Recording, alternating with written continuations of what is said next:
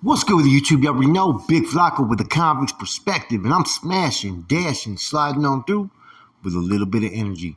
Please hit the like, subscribe, comment, do all those things to help support this channel, and hit the bell notification for future fire content. So it's Sunday, man, and you already know football.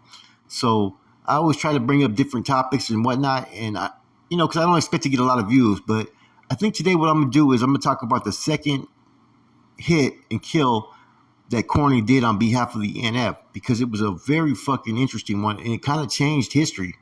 You know, if this hit wouldn't have gone down, you could have had a very different leadership structure that would have basically took the reins. Okay. Now, as we know, there was the indictments with Babo and Fig and Perico and Death Row Joe and others, right? That happened in the late 70s for several murders that happened, right? And at that time, you had Black Bob, who, heard the different complaints that were coming in and basically was trying to take over the Familia, saying it needed to be restructured, they needed change. And he had a lot of support from a lot of different brothers. A lot of things that were going on was, where was the money going? Death Row Joe was responsible for a lot. Bob was probably responsible for a lot.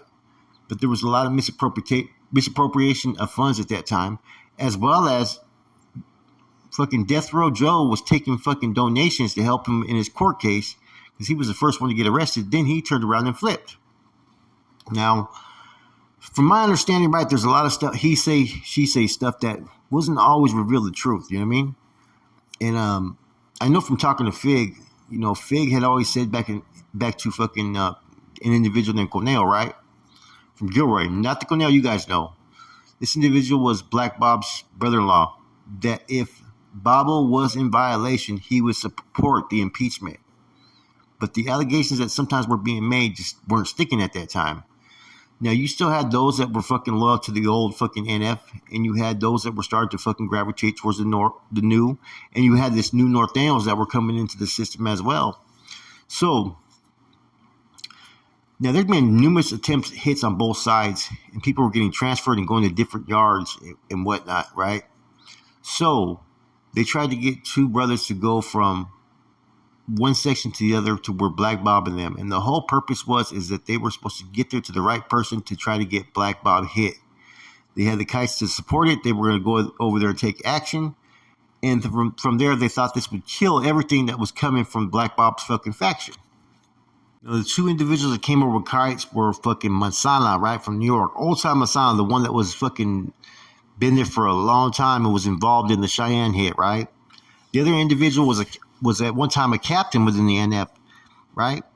And that was Art T-Bone Lasoya, also known as Sailor Boy. Now, some people had got this hit mixed up, thinking that fucking Corny had hit a fucking metal because of the name Sailor Boy. Well, that Sailor Boy's still alive, from my understanding, or maybe just passed. I don't know. But this individual was not MA. He was, in fact, NF. So when they came over with the kites, Manzanas turned his kite in. T-Bone didn't. Therefore, you already knew what his intentions were. His intentions were to get at fucking Black Bob. And Manzanas had reported this. So lo and behold, who do you think they sent fucking to go take care of this individual?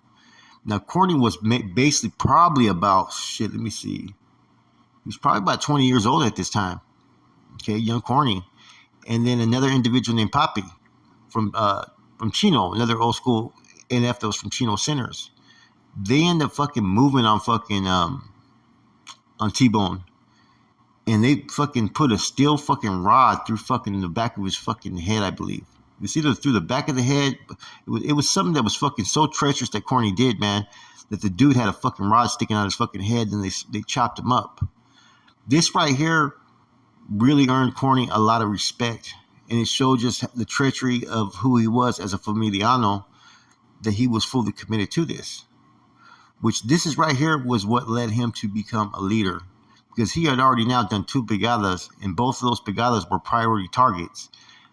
Now, if T-Bone would have made it and Manzanas wouldn't have submitted the kite, Black Bob probably would have got moved on. This is also what considered Corny for leadership at that time. This is when they transferred everybody out to to Folsom, and then they had some leftovers that were sent to at that time DVI. And basically, you had I think the Folsom Six at that time, which was fucking Pinky was a part of that, Chente El Rojo, Black Bob, I want to say Corny, Wolfie, and I think one of the final ones that was actually fucking in position was it Manzanas, I believe. No, not it could have been Manzanas, but you had the Folsom Sixes at that time. Maybe Brown Bob was the other one. I'm not too sure, right? But they had a nucleus that was sent there, and that's where they started to draft the bonds and formats.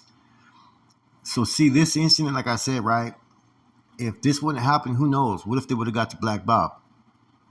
You know, Black Bob may have had some security in place, right? But there was numerous attempts at that time to have him removed and Bobo removed. And basically, this is where all the infighting happened for the Civil War of the NF that started between like maybe 79, 80 to 81, right? But I think this hit pretty much broke the morale of the old vanguard of NF members that were still trying to push the original Constitution. See, that's what the Civil War came down to, was the Constitution didn't have the checks and balances and gave too much power to the general and to the first captain. And basically there was abuses and abuses that were claimed. You know what I'm saying? Some people say it was just fucking Death Row Joe. Some people say it was both Death Row Joe and Bobo. You know, a lot of people say there's no way Bobo couldn't have known what Death Row Joe was doing, especially when Death Row Joe would give him something, just a taste of the proceeds that they had coming in. All this was triggered by an event that had happened years before, when a Carnal in Watsonville had got hemmed up on a not pro violation, but got hemmed up. Now, at that time, when you get hemmed up over the weekend, your pro officer wouldn't have time to violate you because they wouldn't find out anything out by that weekend. What ended up happening, individual Pilo from Salinas was given the money to go fucking bail dude out. Somehow he never went and bailed dude out. Dude gets in, he cries to fucking an individual named Cornejo from fucking from Gilroy. Not Cornejo Larry Lucero, but you know, Ezekiel Cornejo, right? Who was fucking related to Black Bob. And that's where all the energy started to come out and all the questions being raised, like where's the money going? You know, too many brothers are over there contributing, making sacrifices on the streets. They're killing all kinds of motherfuckers on the streets for not upholding their duties. Money's coming in, but where the fuck is it going? And that's when the brothers started to push for it, you know. And then when the indictments happened, it kind of made it a lot easier, you know, for them to have this push because they separated everybody. For a minute, they were in Chino, then they were fucking back in fucking Stockton, then they were at this prison, and they just kept on moving them around to where Bobo's influence as a leader was fucking no longer there. And Black Bob fucking had momentum and the support. Now, a lot of people were mad at Manzana, right? Even people that were on the Black Bob side, because they just felt like that this was pretty much, you know, selling the brother out, man. The brother didn't even have time to defend himself, they say, because Manzana just quickly, you know, turned in his kite and said that T-Bone didn't have a kite. And when T-Bone didn't submit his kite, that's when they elected to fucking greenlight him. You know, they didn't even give him a chance to even explain himself or even to fix the situation. Which it is what it is, man. Dirty politics. Not even dirty politics. Politics are politics, man, and war is war. And there's nothing worse than an internal civil war.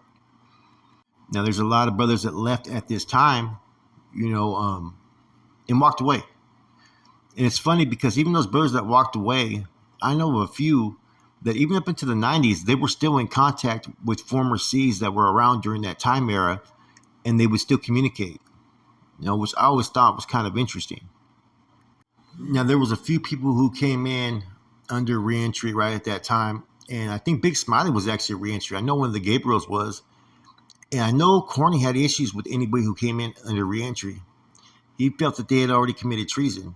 So, you know, Corny was always one of those ones that was fair. But once you abandon or turn a cheek on the Familia, that was it for him. And you got to remember, he's doing all this stuff and being involved in the politics at the age of 20. At the age of 20, this dude already had fucking two confirmed hits for the NF that were fucking major fucking targets. On top of the other fucking murder case that he had, that he was in prison for already. So when people tell you about Corny, that Corny was killing shit and that he's one of the fucking more treacherous fucking NF members there is, Oh, without a doubt. You know, the murder of Kiko, man, he chopped that dude up so bad it was ridiculous, right?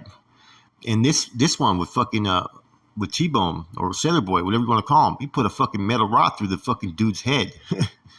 You know, the dude fell off on the chair with a metal rod in his fucking head. You know, what more treacherous can you say about a Familiano than that? And that's why Corny's always been trusted, because Corny, he's loyal.